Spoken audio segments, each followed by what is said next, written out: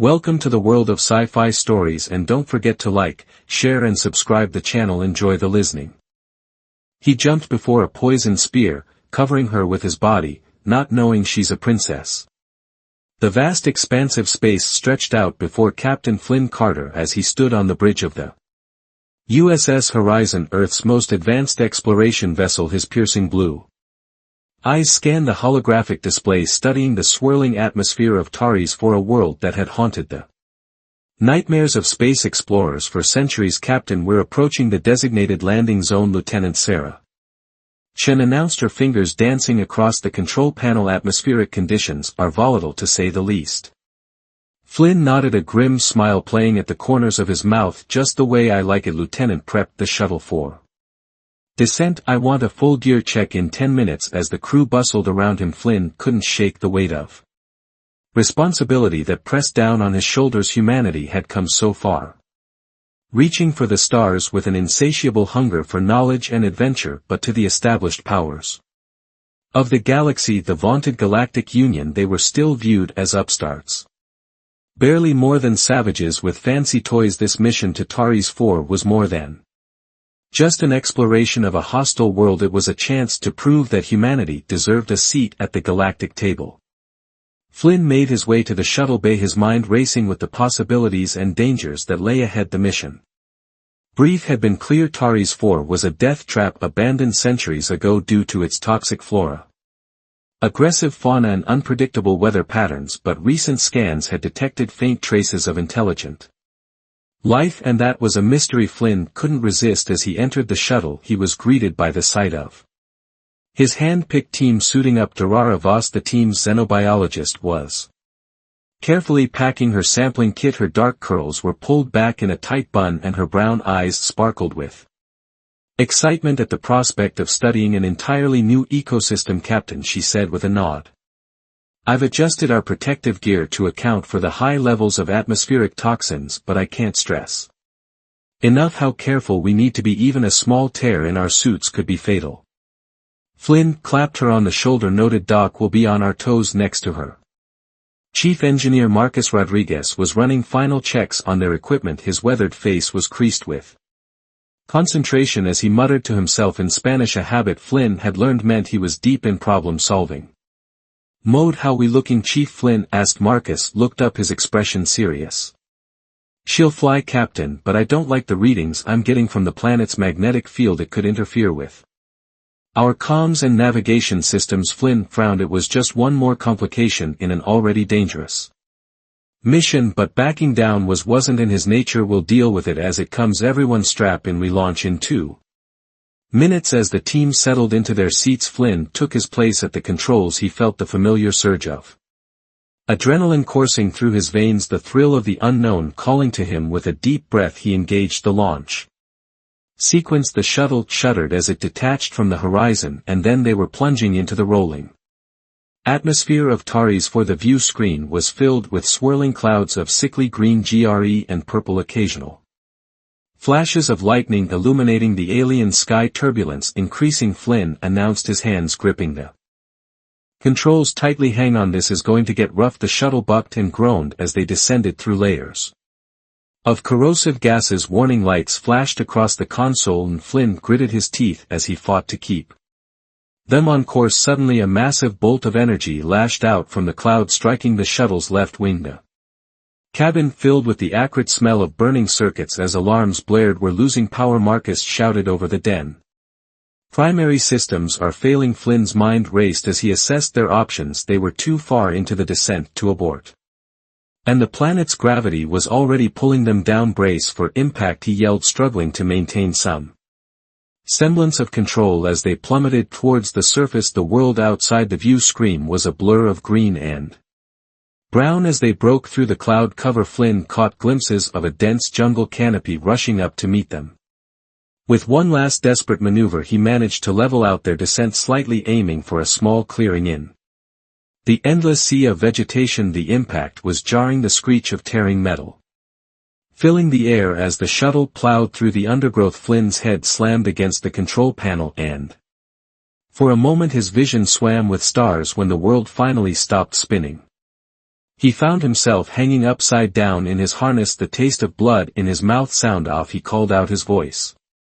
"Horror, is everyone all right?" One by one his team responded. They were battered and bruised, but miraculously no one seemed to be seriously injured as Flynn unstrapped himself and dropped to what was now the ceiling of the overturned shuttle. He allowed himself a moment of relief. They had survived the crash, but he knew their troubles were only beginning. The next few hours were a blur of activity as the team salvaged what they could from the wreckage. The shuttle communications array was completely destroyed, leaving them cut off from the horizon. Their survival suits were intact, but the crash had damaged some of their equipment and supplies as night fell on. Terra 4 Flynn stood at the edge of the clearing, staring into the depths of the alien jungle. Strange bioluminescent plants cast an eerie glow over the landscape, and in the distance he could hear the unsettling cries of creatures. He couldn't even begin to imagine. Captain Dr. Voss approached, her voice tinged with worry. "I've been analyzing the atmospheric samples. The toxin levels are even higher than we anticipated. Our suits will protect us for now, but prolonged exposure could be problematic." Flynn nodded grimly. "Understood. We'll need to find a way to contact the horizon and arrange extraction. In the meantime, we'll set up a perimeter and take shifts on watch. This place gives me the creeps." As the team settled in for an uneasy night, couldn't shake the feeling that they were being watched. The jungle seemed to pulse with a malevolent energy, as if the very planet was conspiring against them. The next morning brought new challenges as they ventured deeper into the jungle in search of higher ground to boost their emergency beacon. They encountered the true horrors of Tari's 4 massive spider-like creatures with razor-sharp mandibles ambushed them from the trees, their venom capable of eating through the protective layers of their suits. Flynn found himself in a desperate battle, using his plasma rifle to fend off the creatures as a Dr. Voss frantically worked to seal a tear in Marcus' suit. The air was filled with the acrid smell of burning keton and the deafening screech of dying monsters. As the last of the creatures fell, Flynn wiped sweat from his brow, his heart pounding. "Everyone okay?" he asked, scanning the team for injuries before anyone could respond. A new sound caught their attention. In the distance, carried on the alien wind, came the unmistakable sounds of conflict, energy weapons discharging and voices raised in anger. Flynn held up a hand for silence, his instincts on high alert. "You hear that?" he whispered.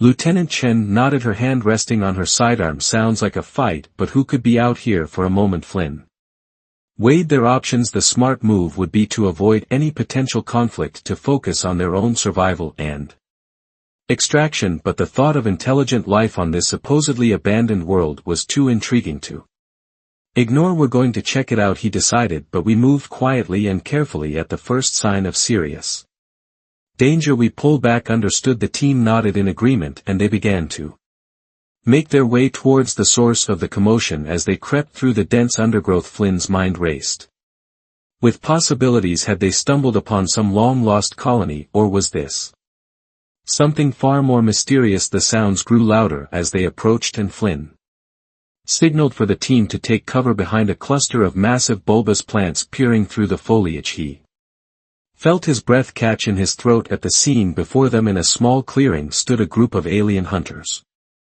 their bodies covered in intricate swirling patterns that seemed to shift and move in the dappled sunlight. They were armed with strange organic-looking weapons, spear guns that pulsed with an eerie bioluminescent energy, but it was their quarry that truly captured Flynn's attention. Backed against a twisted tree, her chest heaving with exertion, stood a woman unlike any he had ever seen. Her skin was a pale green, almost translucent, with delicate patterns swirling beneath the surface, long serpentine tendrils that might have been hair writhed around her head, shimmering with an inner light. But it was her eyes that held him transfixed, glowing amber orbs that burned with a fierce defiance. Even as she struggled to remain standing, Flynn could see that she was wounded, a dark stain spreading across her side. The alien woman's gaze darted between her attackers, her lips pulled back in a snarl that revealed sharp pointed teeth. Despite her injuries and the hopelessness of her situation, there was a regal bearing to her stance, a pride that refused to be broken. Time seemed to slow as Flynn watched one of the hunters raise his spear gun, the tip gleaming with what could only be poison. In that moment all thoughts of caution and protocol vanished from Flynn's mind. He saw only an innocent about to be executed, and his body moved on pure instinct with a shout that startled both his team and the alien hunters. Flynn burst from cover. He sprinted across the clearing, his heart pounding in his ears. The hunter turned, surprise evident in his alien features, but it was too late to adjust his aim. Flynn threw himself in front of the green-skinned woman. Just as the spear was launched, he felt a searing pain as the poison tip punched through his armor, burying itself deep in his shoulder. The world spun around him as he collapsed to the ground, the sound of weapons fire and shouting seeming to come from very far away. As darkness crept in at the edges of his vision, Flynn looked up into the face of the alien woman he had saved. Her glowing eyes were wide with shock, and was that concern. He tried to speak, to ask who she was, but no words would come. The last thing he saw before consciousness fled was the woman kneeling beside him, her delicate hand reaching out to touch his face. Flynn drifted in and out of awareness, caught in a haze of fever dreams and snatches of conversation. He felt himself being moved, the jolting motion sending waves of agony through his body. At times he thought he could hear Dr. Voss's voice, tense with worry as she rattled off medical jargon he couldn't begin to understand. When he finally clawed his way back to full consciousness, Flynn found himself lying on a makeshift cot in what appeared to be the crew quarters of their crash shuttle. The air was thick with the smell of antiseptic and unfamiliar herbs. As he tried to sit up, a wave of dizziness washed over him, and he felt a gentle but firm hand on his chest easing him back down. Easy there, hero, came the familiar voice of Dr. Voss. You've been out for nearly 2 days. That poison packs quite a punch. Flynn blinked, his vision slowly coming into focus. Dr. Voss stood over him, dark circles under her eyes betraying her exhaustion, but it was the figure behind her that truly caught his attention. The alien woman he had saved stood in the corner of the room, her glowing eyes fixed on him with an intensity that was almost unnerving. What happened? Flynn managed to croak out, his throat dry and raw. Dr. Voss handed him a water pouch, helping him take a few small sips before answering. You decided to play the dashing hero and took a poisoned spear to the shoulder. We managed to fight off the hunters and get you back here. But she trailed off, her expression grim. But what? Flynn pressed, a sense of dread settling in his stomach. The poison is unlike anything I've ever seen, Dr. Voss admitted. I've been able to slow its progress, but I can't stop it without a proper antidote. I'm afraid. She didn't need to finish the sentence. Flynn understood all too well he was dying, as if sensing the weight of the moment. The alien woman stepped forward. When she spoke, her voice was melodic and otherworldly, with an accent Flynn couldn't quite place. I am CIA, last heir of the Taris dynasty. You saved my life at great cost to your own. I owe you a debt I can never truly repay. Flynn struggled to process her words. Taris dynasty, but this planet was supposed to be abandoned centuries ago. Salia's expression darkened, her serpent in hair writhing with agitation. My people were forced into hiding when a rival faction sought to seize power. For decades we have lived in the shadows, waiting for the right moment to reclaim our world. I returned to rally what remains of my people, but my enemies learned of my presence and sent their best hunters to eliminate me. The implications of her words were staggering. Not only had they stumbled upon an inhabited world, but they had become entangled in what appeared to be a complex political struggle. Flynn's mind raced with the potential consequences for Earth, standing with the Galactic Union. Your Highness, Lieutenant Shen spoke up, her voice tight with barely contained anger. While we appreciate the gravity of your situation, our captain is dying. Is there nothing you can do to help him? Celia turned her unsettling gaze to Chen, and for a moment Flynn thought he saw a flicker of shame cross her alien features. There is a possibility, she said slowly. Deep in the heart of the most treacherous jungle on our world grows a rare plant. Its fruit contains an enzyme capable of neutralizing even the deadliest poisons, but the journey to reach it is perilous beyond measure. Many of my own people have died in the attempt. Flynn tried to sit up again, gritting his teeth against the pain. We can't ask you to risk your life for me.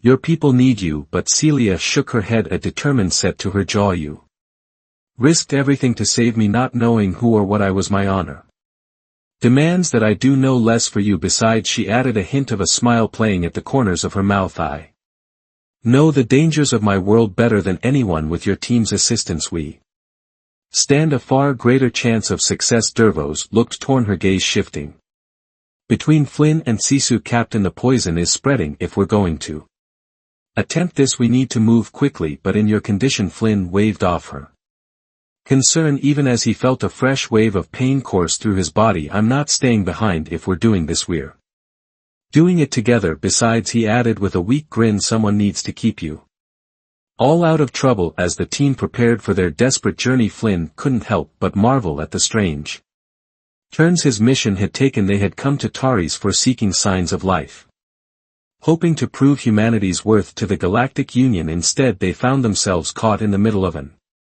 alien power struggle, racing against time to save not only his life but potentially the future of an entire civilization. The next few days were a blur of constant motion and ever-present danger. Salia led them deeper into the heart of the jungle, navigating treacherous terrain with a grace that belied the hostility of her world. Flynn, despite his weakened state, pushed himself to keep up, refusing to be the weak link that endangered the mission. They faced challenges that tested the limits of their endurance and ingenuity. Massive carnivorous plants with razor-sharp tendrils lurked beneath innocent-looking pools of water, nearly claiming Marcus when he stopped to refill their water supplies. Only Celia's lightning-fast reflexes and intimate knowledge of the planet's dangers saved him from a gruesome fate as they traversed a field of fast-growing crystal formations that threatened to engulf them. Flynn found himself working in perfect sync with Celia. Her alien physiology allowed her to sense the safest path, while his quick thinking and leadership kept the team moving efficiently. In those moments of shared purpose, Flynn began to see beyond her otherworldly appearance, recognizing a kindred spirit in her determination and courage. But it was during a particularly harrowing encounter with a swarm of microscopic metal-eating insects that Flynn truly began to understand the depths of Celia's commitment to their mission, as the tiny terrors descended upon them, threatening to devour their equipment and the very suits that protected them from the toxic atmosphere. Salia made a split-second decision that left the entire team in awe. Without hesitation, she removed a glowing crystal from a hidden compartment in her clothing stand. Back she shouted, her voice carrying an authority that broke no argument as the team scrambled to follow her command.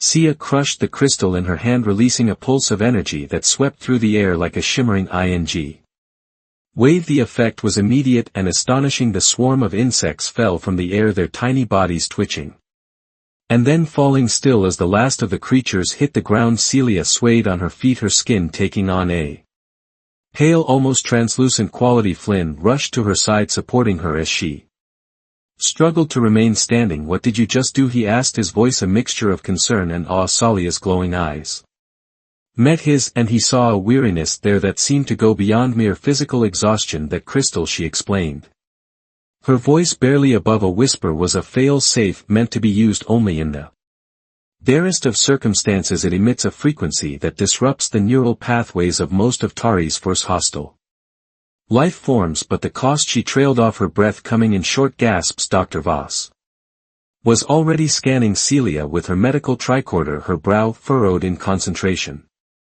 The energy pulse seems to have affected her cellular structure, she reported, her voice tight with worry. It's as if she's aged years in a matter of seconds. Flynn felt a surge of guilt wash over him. You shouldn't have done that, he said softly. Not for us, not when your people need you. But Kaban shook her head, a fierce determination burning in her eyes despite her weakened state. You still don't understand, do you? She said, her voice growing stronger with each word. What you and your team have shown me, your selflessness, your willingness to risk everything for a stranger, it's something I haven't witnessed in centuries. If there's even a chance that saving you could lead to an alliance between our peoples, then no price is too high. As Flynn helped Celia to her feet, he felt a shift in the dynamic between them. She was no longer just an alien princess they were duty-bound to protect.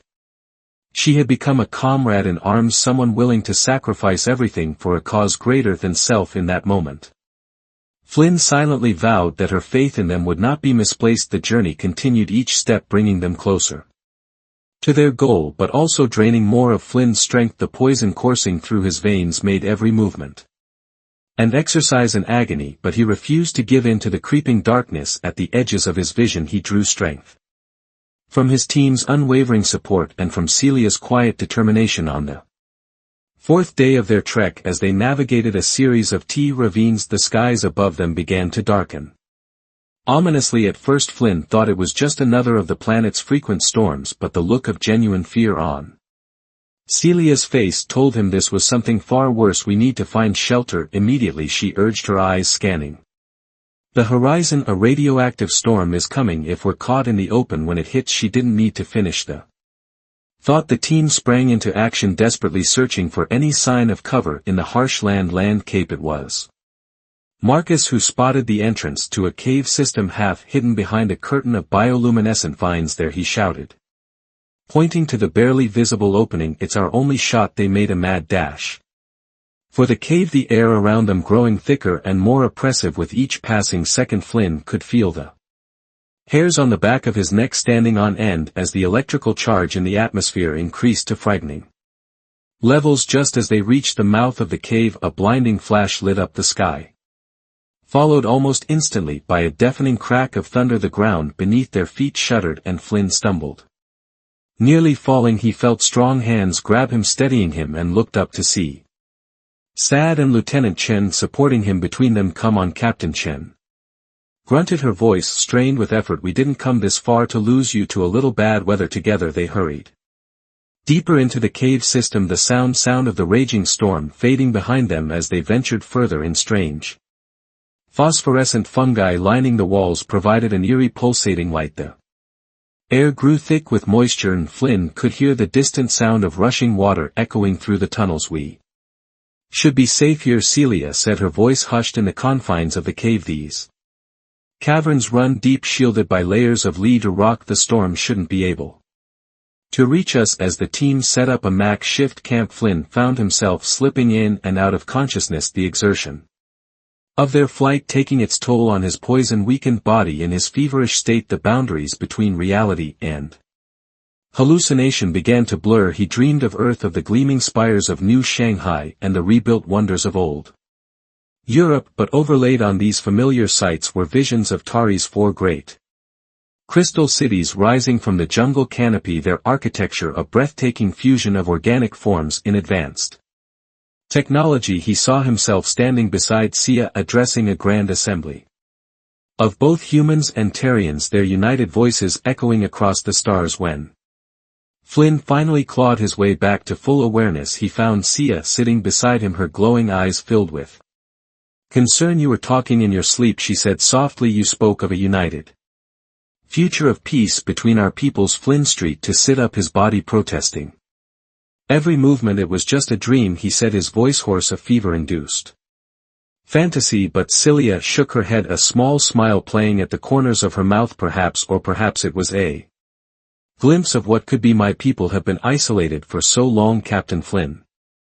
We've forgotten what it means to trust, to reach out to others. But watching you and your team, seeing your dedication and your compassion, it's awakened something in me, a hope I thought long dead. As Flynn looked into her alien eyes, he felt a connection that transcended their biological differences. He saw in her a leader who, like himself, carried the weight of her people's future on her shoulders. But more than that, he saw a kindred spirit, someone who dared to dream of a better tomorrow, no matter the odds. If we make it through this, Flynn said, his voice growing stronger with each word, I promise you, Princess Celia, I will do everything in my power to make that dream a reality. Earth and Taris for working together, showing the Galactic Union what can be accomplished when we put aside our fears and prejudices. CIA's hand found his her touch, sending a jolt of warmth through his body. Then we had best make sure you survive, hadn't we, she said, her tone a mixture of determination and something Flynn couldn't quite identify, something that made his heart race in a way that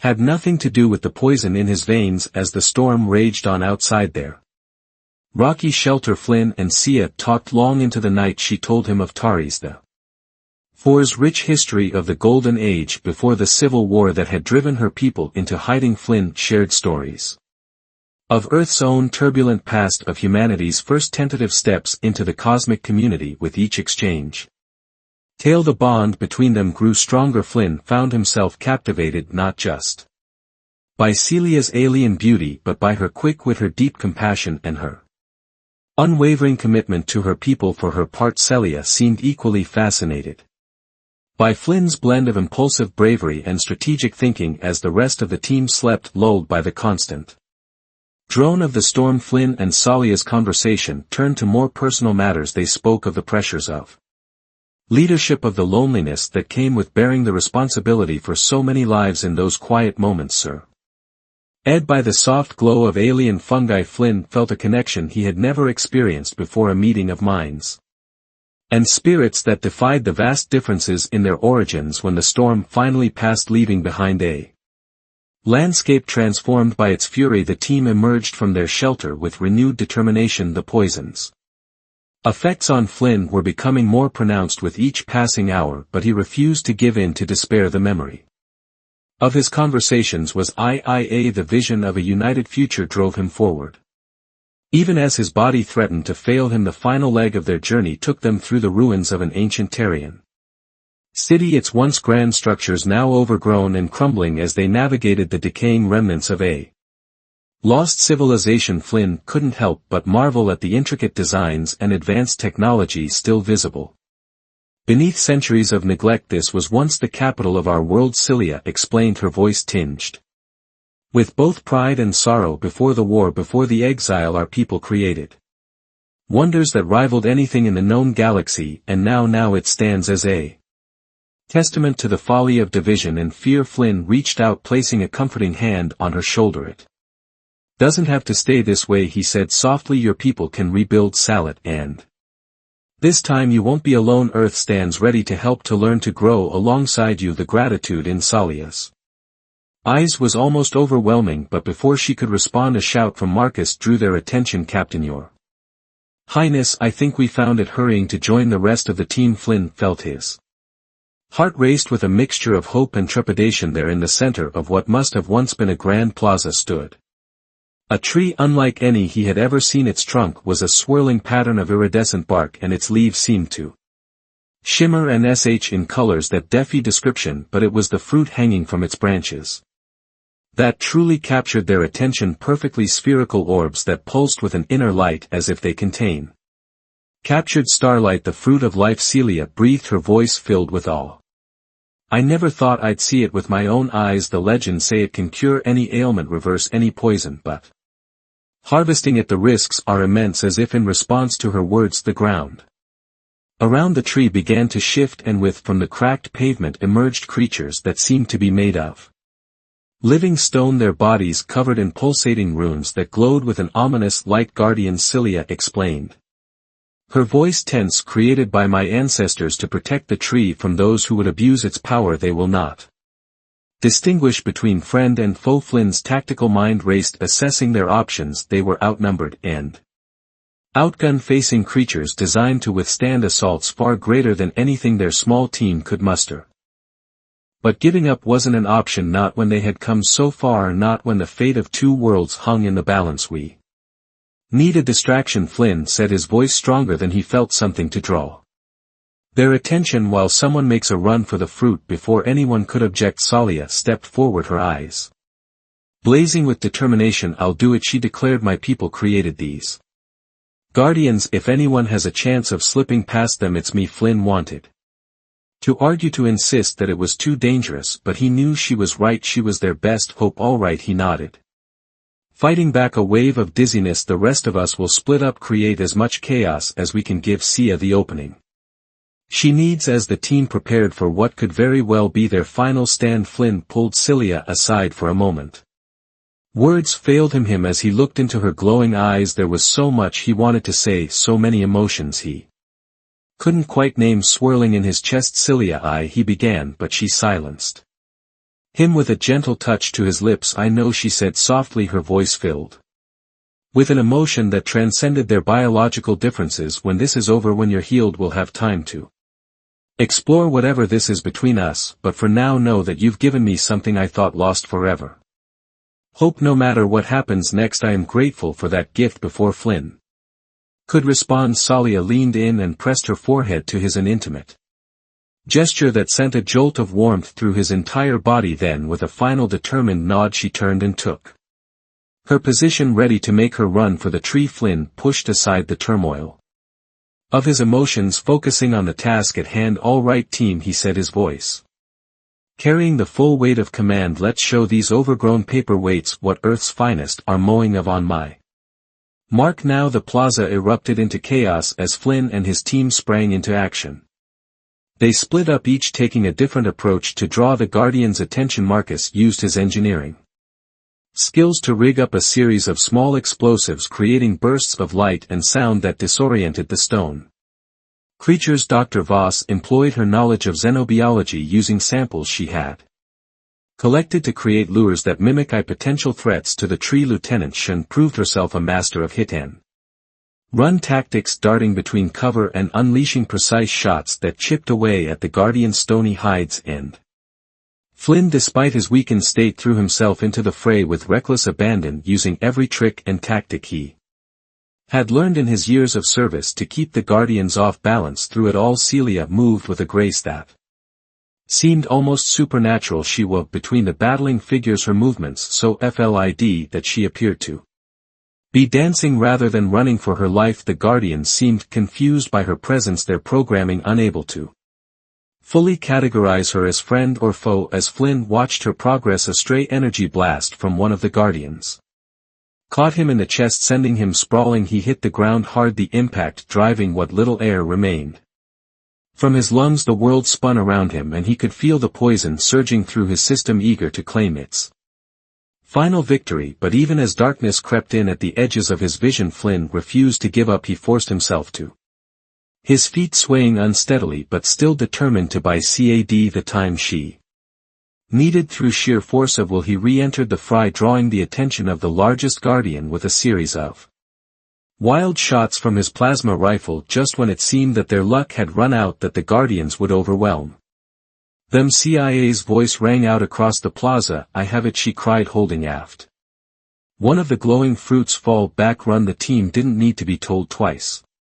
They disengaged from their respective battles and made a mad dash for the ruins surrounding the plaza. The Guardians, their primary directive to protect the tree, now in conflict with their need to retrieve the stolen fruit, fell into disarray. Flynn stumbled, his legs finally giving out as the last of his strength left him. But before he could hit the ground, he felt strong arms wrap around him. He looked up to see CIA, her face a mask of determination, as she half carried, half dragged him to safety. They regrouped in the shadow of a crumbling tower, the sounds of the confused Guardians echoing behind them.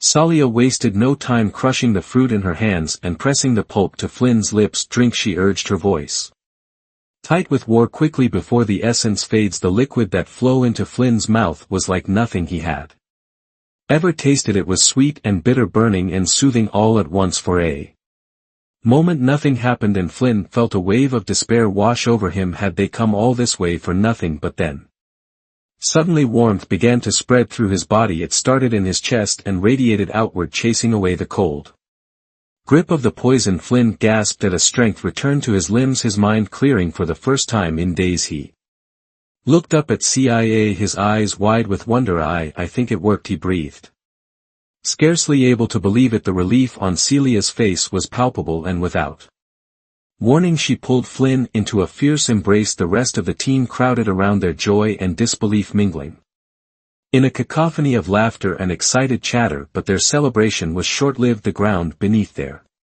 feet began to tremble, and in the distance they could hear the sound of approaching vehicles. "My enemies," Celia hissed, her expression darkening. "They must have tracked us, waiting for their chance to strike." Flynn stood marveling at the absence of pain and weakness. The fruit had done more than just neutralize the poison. He felt stronger and more alert than he had in years as he took in the situation. His tactical mind kicked into high gear. "We need to move," he said, his voice carrying the full weight of command. "Salia, is there anywhere nearby we can make a stand?" "Somewhere defensible." Salia's eyes lit up with sudden realization. "The Temple of Ascension," she said, pointing toward a towering structure in the distance. "It was built as a fortress as well as a place of worship. If we can reach it, we might have a chance." Flynn nodded, quickly assessing their options. "All right, team.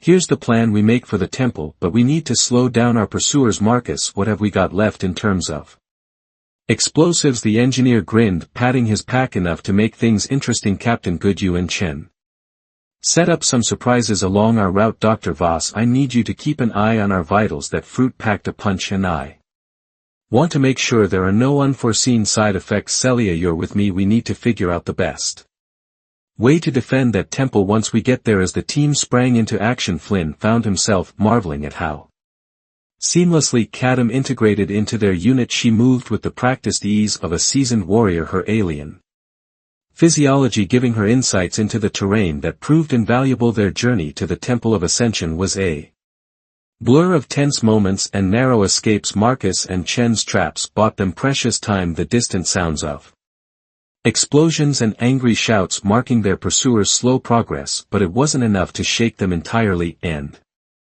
as they approached the temple's grand entrance, Flynn could hear the whine of approaching vehicles growing louder. The temple itself was a sight to behold, a towering structure of crystalline spires and sweeping arches that seemed to defy gravity. As they raced up the steps, Flynn couldn't help but feel a sense of awe at the architectural achievement, but there was no time to admire the view they had.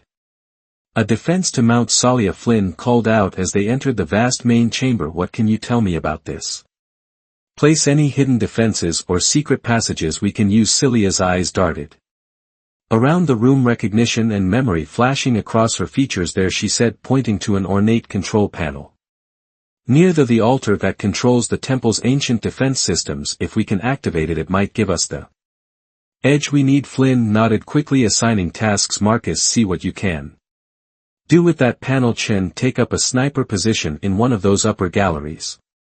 Dr. Voss, find somewhere defensible to set up a triage station. Something tells me we're going to need it. As the team rushed to their positions, Flynn turned to CIA. Your Highness, he said, his voice softening slightly. I know you're not under my command, but I could really use your help coordinating our defense. Your knowledge of this place, of our enemies, it's invaluable. Celia's lips curved into a fierce smile. Captain Flynn, she replied, her tone a mixture of formality and warmth. As far as I'm concerned, we are in this fight together. Your goals are my goals. Lead and I will follow. The moment was interrupted by Marcus's excited shout. Captain, I've got something here. Flynn and Celia hurried to the control panel where Marcus was frantically working. I've managed to activate some kind of energy shield, he explained, his fingers flying over the alien controls. It won't hold forever, but it should buy us some time. No sooner had the words left his mouth than the temple shuddered under the impact of heavy weapons fire through the grand entrance. They could see a shimmering barrier flaring to life, deflecting energy blasts and projectiles alike. Good work, Marcus, Flynn said, clapping the engineer on the shoulder. Now see what else this system can do for us. Weapons, traps, anything that can give us an advantage. As Marcus dove back into his work, Flynn turned to address the team. All right, listen up. We're outnumbered and outgunned, but we've got the high ground and the home field advantage. These bastards think they're hunting us. Let's show them what happens when you corner a wounded animal. A chorus of determined affirmations rang out, and Flynn felt a surge of pride in his team. They had come so far, faced unimaginable challenges, and yet here they stood ready to make one final stand, not just for hissed, her expression darkening. They must have tracked us, waiting for their chance to strike. Flynn stood marveling at the absence of pain and weakness. The fruit had done more than just neutralize the poison. He felt stronger and more alert than he had in years as he took in the situation. His tactical mind kicked into high gear. We need to move, he said, his voice carrying the full weight of command. Salia, is there anywhere nearby we can make a stand? Somewhere defensible. Salia's eyes lit up with sudden realization. The Temple of Ascension, she said, pointing toward a towering structure in the distance. It was built as a fortress as well as a place of worship. If we can reach it, we might have a chance. Flynn nodded quickly, assessing their options. All right, team.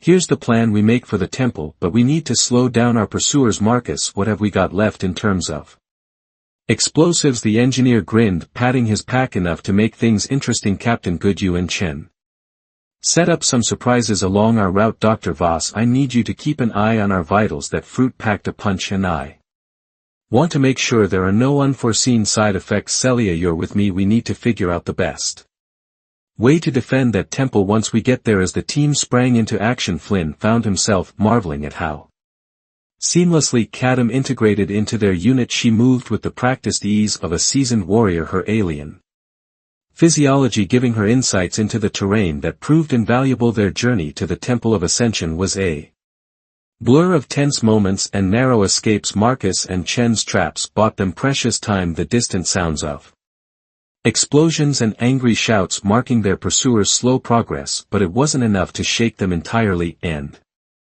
as they approached the temple's grand entrance, Flynn could hear the whine of approaching vehicles growing louder. The temple itself was a sight to behold, a towering structure of crystalline spires and sweeping arches that seemed to defy gravity. As they raced up the steps, Flynn couldn't help but feel a sense of awe at the architectural achievement, but there was no time to admire the view they had.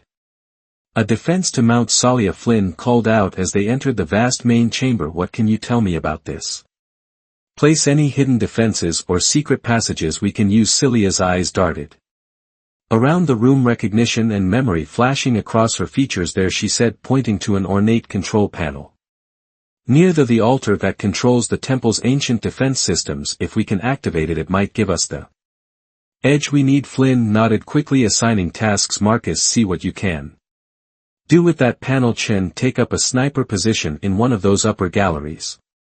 Dr. Voss, find somewhere defensible to set up a triage station. Something tells me we're going to need it. As the team rushed to their positions, Flynn turned to CIA. Your Highness, he said, his voice softening slightly. I know you're not under my command, but I could really use your help coordinating our defense. Your knowledge of this place, of our enemies, it's invaluable. Celia's lips curved into a fierce smile. Captain Flynn, she replied, her tone a mixture of formality and warmth. As far as I'm concerned, we are in this fight together. Your goals are my goals. Lead and I will follow. The moment was interrupted by Marcus's excited shout. Captain, I've got something here.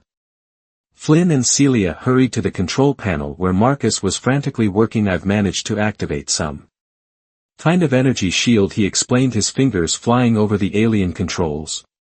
It won't hold forever, but it should buy us some time. No sooner had the words left his mouth than the temple shuddered under the impact of heavy weapons fire through the grand entrance. They could see a shimmering barrier flaring to life, deflecting energy blasts and projectiles alike. Good work, Marcus, Flynn said, clapping the engineer on the shoulder. Now see what else this system can do for us. Weapons, traps, anything that can give us an advantage. As Marcus dove back into his work, Flynn turned to address the team. All right, listen up, we're outnumbered and outgunned, but we've got the high ground and the home field advantage. These bastards think they're hunting us. Let's show them what happens when you corner a wounded animal. A chorus of determined affirmations rang out, and Flynn felt a surge of pride in his team. They had come so far, faced unimaginable challenges, and yet here they stood ready to make one final stand, not just for